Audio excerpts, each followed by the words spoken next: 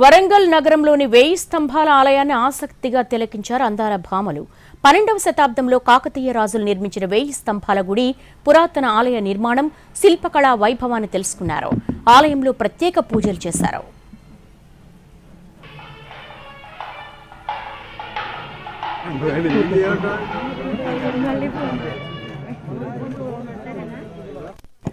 వరంగల్ నగరంలోని 1000 స్తంభాల ఆలయాన్ని ఆసక్తిగా తిలకించారు అందాల భామలు. 12వ శతాబ్దంలో కాకతీయ రాజులు నిర్మించిన 1000 స్తంభాల గుడి పురాతన ఆలయ నిర్మాణం, శిల్పకళా వైభవాన్ని తెలుసుకున్నారు. ఆలయంలో ప్రత్యేక పూజలు నిర్వహించారు.